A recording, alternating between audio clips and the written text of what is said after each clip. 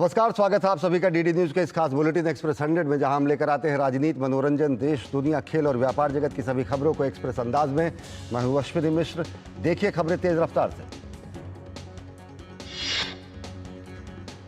केंद्रीय गृह मंत्री अमित शाह ने हरियाणा के महेंद्रगढ़ में पिछड़ा वर्ग सम्मान सम्मेलन में हिस्सा लिया। इस अवसर पर हरियाणा के मुख्यमंत्री नायब सिंह भी उपस्थित थे। हरियाणा विधानसभा चुनाव में अब थोड़ा ही समय बचा है, लिहाजा हरियाणा में सियासी पारा चढ़ने लगा है। अमित शाह ने कहा कि कांग्रेस ने कर्नाटक में पिछड़े वर्ग का आरक्षण छीनकर मुस्लिम समुदाय को दे दिया। कांग्रेस हरियाणा में भी यही करना चाहती है, भाजपा उसे ऐसा नहीं करने देगी। केंद्रीय गृह मंत्री अमित शाह ने बताया कि हरियाणा सरकार ने क्रीमी लेयर की सीमा 6 लाख से 8 लाख करने का निर्णय लिया है। वहीं पंचायत में 5% आरक्षण ग्रुप बी के लिए भी करने की बात कही गई है। भाजपा ने हरियाणा में तीसरी बार बीजेपी सरकार बनने का दावा किया है। अमित शाह ने राज्य की नायब सिंह सैनी सरकार की जमकर तारीफ करते हुए कहा कि भाजपा सरकार ने राज्य की बेहतरी के लिए बड़े फैसले लिए हैं। अमित शाह ने कहा कि भाजपा की सरकार ने 10 वर्षों में हरियाणा के लिए जो काम किया है उसका वो हिसाब लेकर आए हैं, लेकिन कांग्रेस अपना हिसाब देने के बजाय भाजपा से हिसाब मांग रही है। कांग्रेस ने हरियाणा के आगामी विधानसभा चुनाव को लेकर बैठकों का दौर शुरू कर दिया है। कांग्रेस नेता भूपेंद्र सिंह हुड्डा ने दिल्ली में सोनिया गांधी से मुलाकात की। उन्होंने राज्य में कांग्रेस की अगली सरकार बनने का दावा किया है। वीआईपी पार्टी के प्रमुख और बिहार सरकार के पूर्व मंत्री मुकेश सहनी के पिता जीतन सहनी की हत्या कर दी गई। जीतन सहनी की हत्या उनके घर में हुई है। उनका शव क्षत विक्षत हालात में उनके घर में मिला है। जीतन सहनी का घर दरभंगा के सुपौल बाजार के अफजला पंचायत में है। मुकेश सहनी के पिता हत्या के मामले में एसआईटी का गठन कर दिया गया है। पुलिस अलग अलग एंगल से मामले की जांच कर रही है। बिहार पुलिस के एडीजी जितेंद्र गंगवार ने कहा है कि इस मामले में एफएसएल की टीम घटनास्थल पर पहुंचकर वैज्ञानिक जांच में जुट गई है। सीसीटीवी फुटेज के अवलोकन के बाद 2 संदिग्धों को हिरासत में लेकर उनसे पूछताछ की जा रही है। सभी बिंदुओं पर गंभीरता से और संवेदनशीलता से जांच जारी है। अपने पिता की हत्या पर वीआईपी पार्टी के प्रमुख मुकेश सहनी ने कहा कि घटना को लेकर मुख्यमंत्री नीतीश कुमार और गृह मंत्री अमित शाह से बातचीत हुई है। सभी ने आश्वस्त किया है कि दोषियों को बख्शा नहीं जाएगा। विकासशील इंसान पार्टी प्रमुख मुकेश सहनी के पिता की हत्या पर बिहार के डिप्टी सीएम सम्राट चौधरी ने दुख जताया है। उन्होंने कहा कि अत्यंत ही दुर्भाग्यपूर्ण है। सरकार मुकेश सहनी के परिवार के साथ खड़ी है। विकासशील इंसान पार्टी के प्रमुख मुकेश सहनी के पिता की हत्या के मामले पर केंद्रीय मंत्री रामनाथ ठाकुर ने अपनी प्रतिक्रिया दी। उन्होंने कहा कि राज्य सरकार जांच के बाद आरोपियों के खिलाफ कार्रवाई करेगी। बिहार के दरभंगा में वीआईपी प्रमुख मुकेश सहनी के पिता की हत्या पर केंद्रीय मंत्री और बीजेपी सांसद गिरिराज सिंह ने दुख जताया। उन्होंने कहा कि अपराधियों को जल्द से जल्द पकड़ा जाएगा। सरकार इस घटना पर गंभीर है। वीआईपी पार्टी प्रमुख और बिहार के पूर्व मंत्री मुकेश सहनी के पिता जीतन सहनी की हत्या की चौतरफा निंदा हो रही है। भाजपा नेता अजय आलोक ने इसकी कड़े शब्दों में भर्त्सना की है। विपक्ष ने घटनाक्रम को लेकर सरकार पर निशाना साधा। राजद नेता मृत्युंजय तिवारी ने घटना की निंदा करते हुए बिहार सरकार पर सवाल खड़े किए। उन्होंने बिहार में जंगल राज आने की बात कही। उत्तर प्रदेश की राजधानी लखनऊ के पंतनगर, खुर्रमनगर और अबरार नगर में कुकरेल नदी के किनारे स्थित मकानों पर हो रही कार्रवाई को लेकर एक प्रतिनिधिमंडल ने मुख्यमंत्री योगी आदित्यनाथ से मुलाकात की। योगी आदित्यनाथ ने आश्वासन दिया कि आप लोग निश्चिंत रहें, खुश होकर घर जाएं। पंतनगर हो या इंद्रप्रस्थ नगर, हर निवासी की सुरक्षा और संतुष्टि हमारी जिम्मेदारी है। सीएम योगी ने कहा कि फ्लड जोन में निजी भूमि भी सम्मिलित है। मुख्यमंत्री योगी आदित्यनाथ ने कहा कि रिवर बेड विकसित करने में यदि कोई निजी भूमि पर बना भवन निर्माण आता है तो उसका प्रमाणित स्वामित्व किसी निजी व्यक्ति का है तो उसे नियमानुसार समुचित मुआवजा देकर अधिग्रहित किया जाएगा। सरकार के इस फैसले का लोगों ने जश्न मनाकर स्वागत किया। मुख्यमंत्री से मिलकर प्रभावित परिवारों के चेहरे खिल गए। समस्या का तत्काल समाधान होने से उनका कहना था, योगी हैं तो यकीन है। केंद्रीय वित्त मंत्री निर्मला सीतारमण की मौजूदगी में पारंपरिक हलवा समारोह मंगलवार को संपन्न हो गया। इसे बजट दस्तावेज को अंतिम रूप देने के आखिरी चरण में मनाया जाता है। हलवा समारोह में बजट की तैयारियों में शामिल रहे वित्त मंत्रालय के कई अधिकारी और कर्मचारी शामिल हुए। ये समारोह दिल्ली के नॉर्थ ब्लॉक के बेसमेंट में आयोजित किया गया। यहीं पर प्रिंटिंग प्रेस भी है। शिक्षा राज्य मंत्री डॉक्टर सुकांत मजूमदार ने यूजीसी कार्यशाला का उद्घाटन किया। शिक्षा मंत्रालय ने यूजीसी भारतीय भाषा समिति अस्मिता परियोजना की शुरुआत की है, जिसके तहत 5 वर्षों में भारतीय भाषाओं की 22,000 पुस्तकें तैयार की जाएंगी। भारतीय कृषि एवं अनुसंधान परिषद के 96वें स्थापना दिवस पर केंद्रीय कृषि एवं किसान कल्याण मंत्री शिवराज सिंह चौहान ने कहा कि कृषि विज्ञान केंद्रों और किसानों को जोड़ना बहुत जरूरी है, जिससे उत्पादन में भी बढ़ोतरी होगी और किसानों को फायदा होगा। केंद्रीय कृषि एवं किसान कल्याण मंत्री ने कहा कि हम चावल और गेहूं का बम्पर उत्पादन करते हैं। उन्होंने कहा कि विज्ञान और तकनीक का उपयोग करके दलहन के उत्पादन को भी बढ़ाया जा सकता है। मैसूरू शहरी विकास प्राधिकरण भूमि आवंटन से जुड़े कथित घोटाले के मामले में कर्नाटक के मुख्यमंत्री सिद्धारमैया की मुश्किलें बढ़ती जा रही हैं। केंद्रीय मंत्री शोभा करंदलाजे ने मुख्यमंत्री के इस्तीफे की मांग करते हुए आरोप लगाया कि सिद्धारमैया भी इस घोटाले में शामिल है। कर्नाटक के मुख्यमंत्री के खिलाफ आरटीआई कार्यकर्ता टीजे अब्राहम ने चुनाव आयोग का भी दरवाजा खटखटाया है। उन्होंने चुनाव आयोग से अपील की है कि शपथ पत्र में गलत जानकारी देने के मामले में सिद्धारमैया के खिलाफ एक्शन लिया जाए। राष्ट्रीय जांच एजेंसी ने सीपीआई माओवादी मगध जोन पुनरुद्धार मामले में 5वें आरोपी के खिलाफ आरोप पत्र दाखिल किया है। बिहार के औरंगाबाद जिले के निवासी आरोपी अनिल यादव उर्फ छोटा संदीप उर्फ मंटू का नाम आरोप पत्र में दर्ज किया गया है।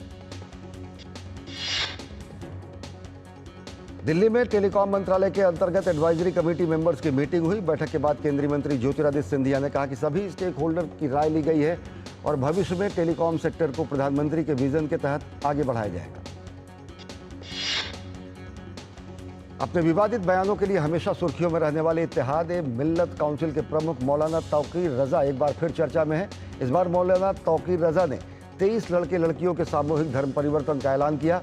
तौकीर रजा ने कहा कि 21 जुलाई को एक साथ 5 लड़के लड़कियों का धर्म परिवर्तन कराकर सामूहिक निकाह कराया जाएगा।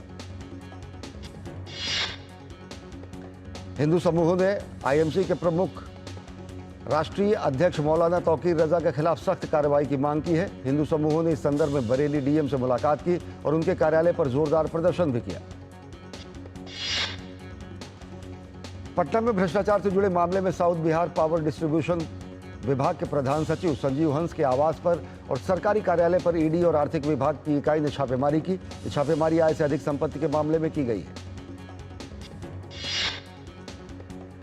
तमिलनाडु के मुख्यमंत्री एमके स्टालिन ने कावेरी जल विवाद को लेकर राज्य सचिवालय में तमिलनाडु विधायक दलों की बैठक की अध्यक्षता की। कर्नाटक सरकार द्वारा तमिलनाडु को कावेरी का पानी देने से इनकार करने की निंदा की गई।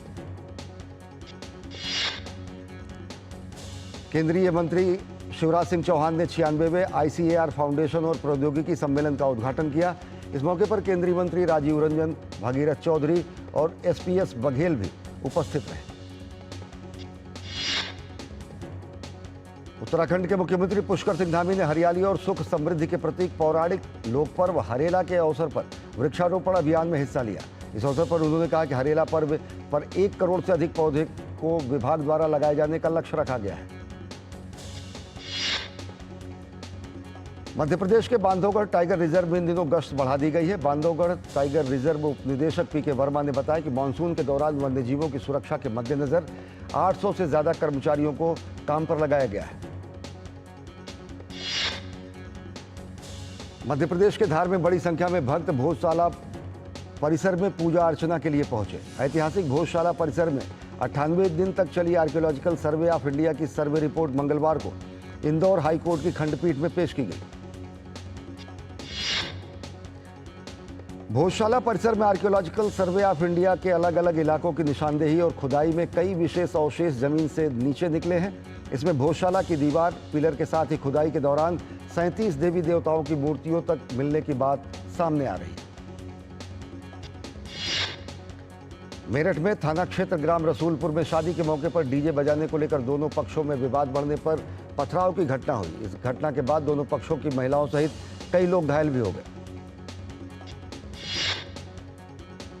घटना के संबंध में एक पक्ष द्वारा 1.5 दर्जन महिला पुरुषों के खिलाफ तहरीर दी गई। शांति व्यवस्था कायम रखने के लिए गांव में पुलिस तैनात कर दी गई है। घायलों को उपचार के लिए अस्पताल में भिजवाकर बारात को रवाना कर दिया गया। उत्तर प्रदेश सरकार ने डिजिटल अटेंडेंस पर फिलहाल रोक लगा दी है। बेसिक शिक्षा विभाग की ओर से डिजिटल हाजिरी के आदेश को जारी किया गया था। शिक्षक संघ की ओर से लगातार इस आदेश का विरोध किया जा रहा था। मामले में उत्तर प्रदेश के मुख्य सचिव मनोज कुमार सिंह की अध्यक्षता में मंगलवार को बैठक हुई। इसके बाद इस पर रोक लगाने का निर्णय लिया गया। सरकार के इस फैसले पर सभी शिक्षक संगठनों ने स्वागत किया है। असम के मुख्यमंत्री हिमंता बिस्वा शर्मा ने कहा कि लोकसभा चुनाव से यह तय हो गया कि झारखंड में भाजपा की सरकार बनेगी। झारखंड में जहां भी वो जाते हैं बालू की तस्करी के बारे में उन्हें सुनने को मिलता है। उन्होंने कहा कि अगर प्रदेश में कोई गलत काम होगा तो इसकी जिम्मेदारी राज्य सरकार की होती है। दिल्ली में बनने वाले केदारनाथ मंदिर के लिए केदारनाथ में सोना चोरी के आरोपों को बद्रीनाथ केदारनाथ मंदिर समिति ने सिरे से खारिज कर दिया है। पूरे मामले को उन्होंने राजनीति से प्रेरित बताया है। जम्मू कश्मीर के उपराज्यपाल मनोज सिन्हा ने डोडा मुठभेड़ में सर्वोच्च बलिदान देने वाले 4 जवानों को श्रद्धांजलि दी। डोडा जिले में सुरक्षा बलों और आतंकवादियों के बीच गोलीबारी हुई, जिसमें सेना के एक अधिकारी समेत 4 जवान शहीद हो गए।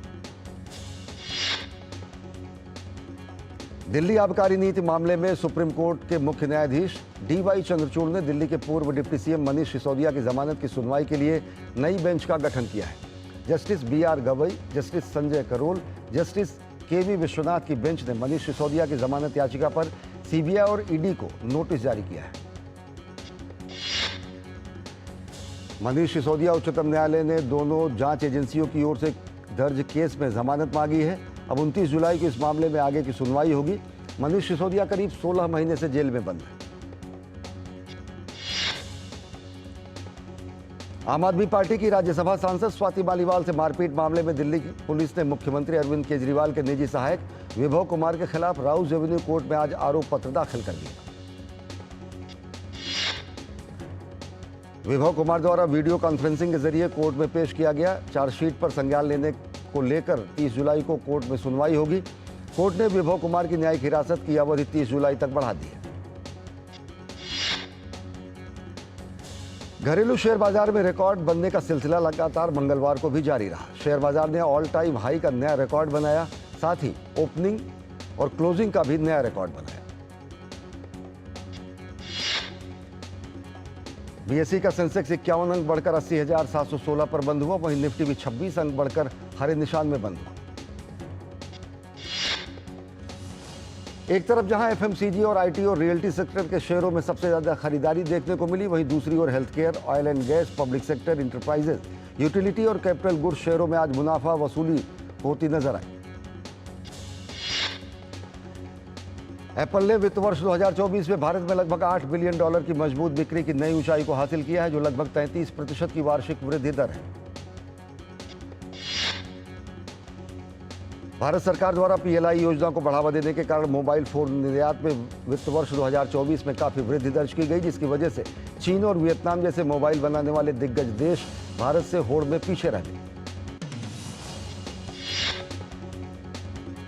केंद्रीय कृषि मंत्रालय द्वारा जारी नवीनतम आंकड़ों के अनुसार इस साल बेहतर मानसून के बीच चालू सीजन में खरीफ फसल की बुआई का कुल क्षेत्रफल 10.3% बढ़कर 575 लाख हेक्टेयर को पार कर गया है।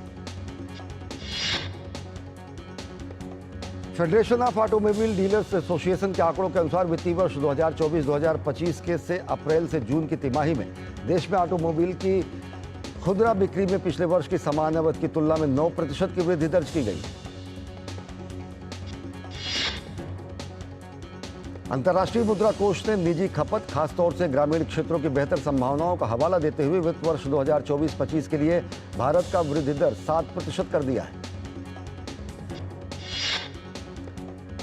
G7 समूह के व्यापार मंत्रियों की बैठक में हिस्सा लेने के लिए इटली गए केंद्रीय वाणिज्य मंत्री पीयूष गोयल ने न्यूजीलैंड के व्यापार मंत्री टॉम मैकले से मुलाकात की। दोनों नेताओं ने द्विपक्षीय व्यापार और निवेश संबंधों को और अधिक गति देने पर विचार विमर्श किया।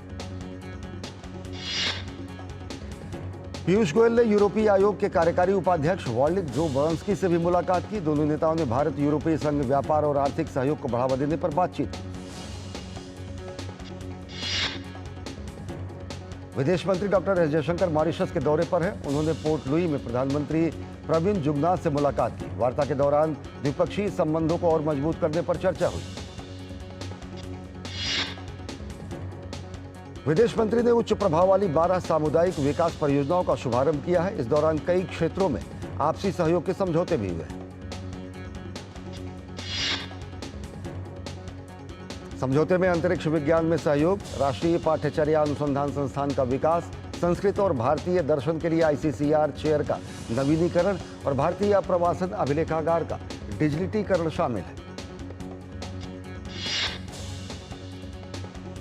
विदेश मंत्री ने भारतीय मूल के मॉरिशस के नागरिकों की 7वीं पीढ़ी को OCI कार्ड जारी करने का भी वितरण का कार्यक्रम में विदेश मंत्री शामिल हुए।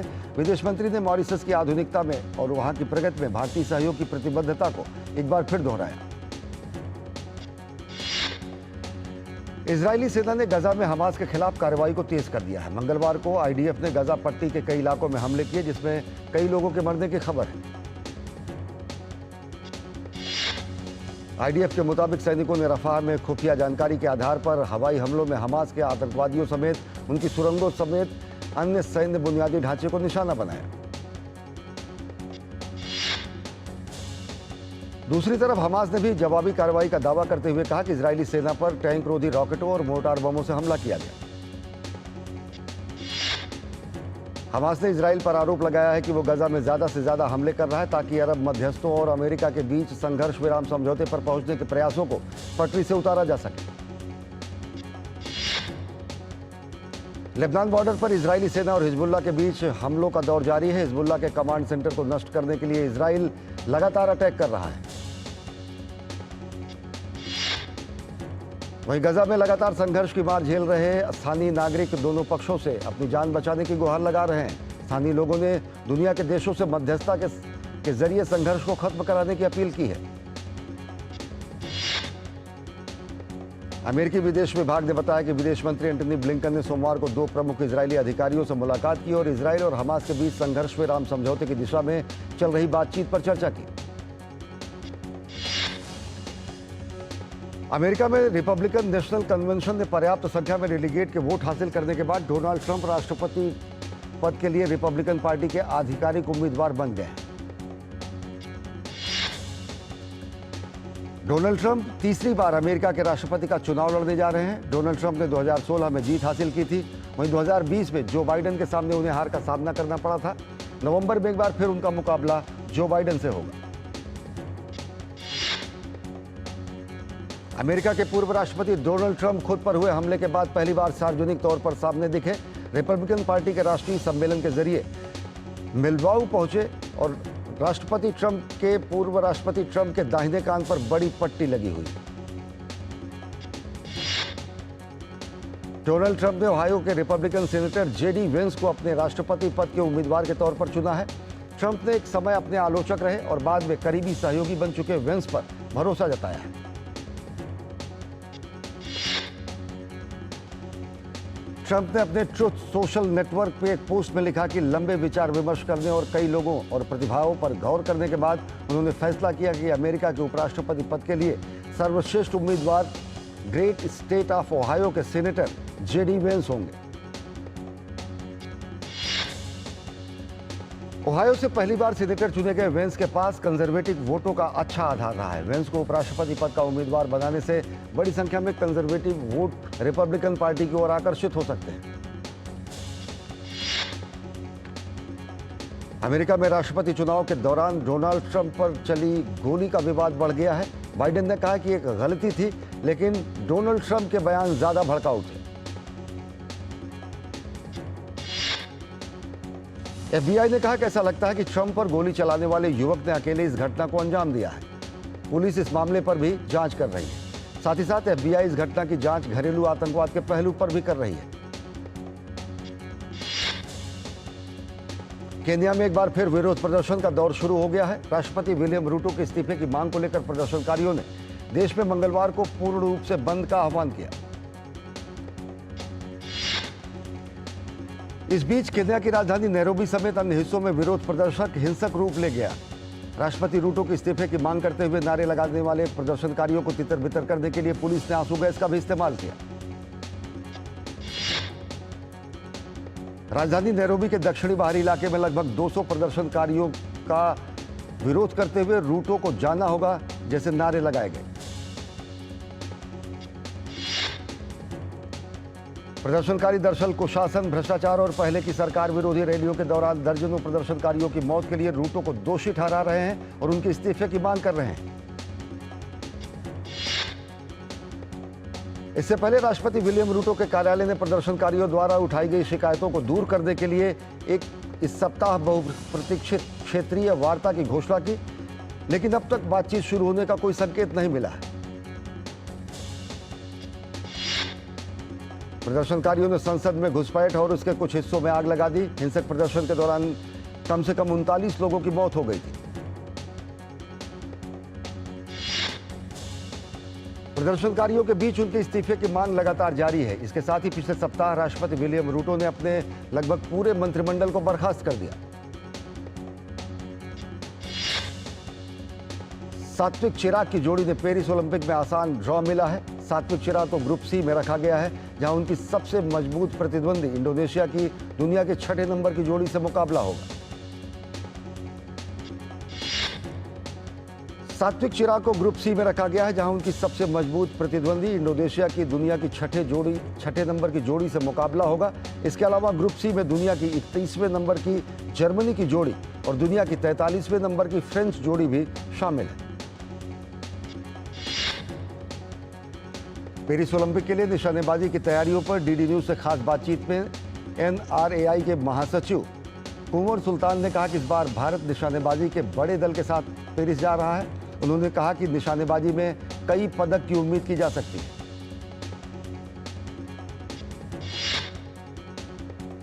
वाटर स्पोर्ट्स, कयाकिंग और कैनोइंग स्टार विल्किस मीर पेरिस ओलंपिक में ज्यूरी सदस्य के रूप में भारत का प्रतिनिधित्व करेंगे। प्रतिष्ठित ओलंपिक खेलों में विल्किस ज्यूरी की भूमिका निभाने वाली पहली भारतीय महिला है। ओलंपिक के लिए ज्यूरी सदस्य के रूप में चुने जाने का बिल्किस का इसे एक बड़ी उपलब्धि मानती है। उन्होंने कहा कि उनके लिए एक सपने के सच होने जैसा है। बिल्किस मीर इसके लिए इससे पहले चीन में हुए पिछले एशियन गेम्स में भी ज्यूरी मेंबर थी।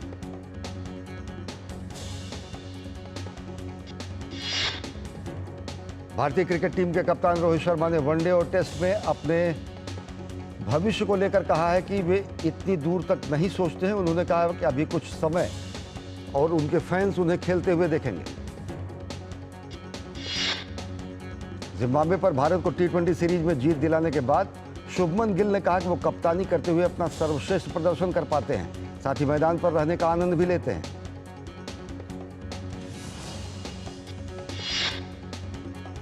डेविड वार्नर के नाम पर अगले साल होने वाले वनडे चैंपियंस ट्रॉफी के लिए विचार नहीं किया जाएगा। हालांकि अंतर्राष्ट्रीय क्रिकेट से संन्यास के बावजूद वार्नर ने हाल ही में वनडे चैंपियंस ट्रॉफी के लिए खुद को उपलब्ध बताया था। मैनचेस्टर यूनाइटेड ने नीदरलैंड के स्ट्राइकर जोशुआ जकर्जी के साथ लगभग 400 मिलियन यूरो का करार किया है। 23 वर्षीय जोशुआ ने ओल्ड ट्रैफर्ड के साथ 5 साल के अनुबंध पर हस्ताक्षर किए, जिसमें अतिरिक्त 12 महीने का विकल्प भी शामिल है। जर्मनी के थॉमस मुलर ने अंतर्राष्ट्रीय फुटबॉल से संन्यास की घोषणा की है। 34 वर्षीय थॉमस मुलर ने अपने 14 वर्षों के करियर के दौरान 131 मैच खेले और 45 गोल दागे।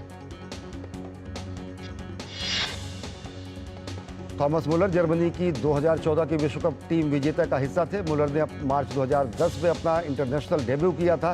2010 में दक्षिण अफ्रीका में हुए विश्व कप में उन्होंने 5 गोल करके गोल्डन बूट जीता था।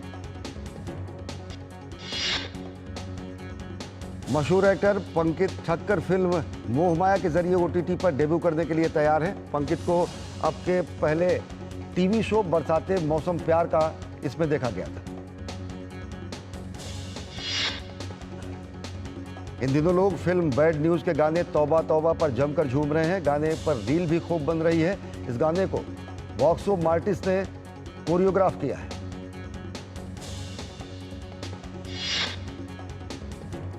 ओमजी सिने वर्ल्ड और नीरू बाजवा एंटरटेनमेंट की नई पंजाबी मनोरंजक फिल्म वाहनी पंजाब ने 25 जुलाई 2025 को सिनेमाघरों में रिलीज होगी। बहुचर्चित फिल्म स्त्री का सीक्वल स्त्री 2 का ट्रेलर 18 जुलाई को रिलीज होने वाला है। ये फिल्म 15 अगस्त स्वतंत्रता दिवस के मौके पर रिलीज होगी।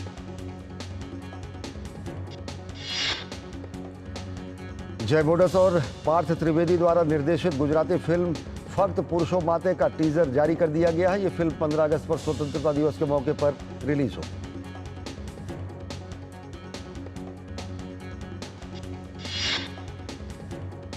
तो एक्सप्रेस न्यूज में फिलहाल इतना ही। देश और दुनिया की ताजा तरीन खबरों के लिए देखते रहिए डीडी न्यूज। नमस्कार।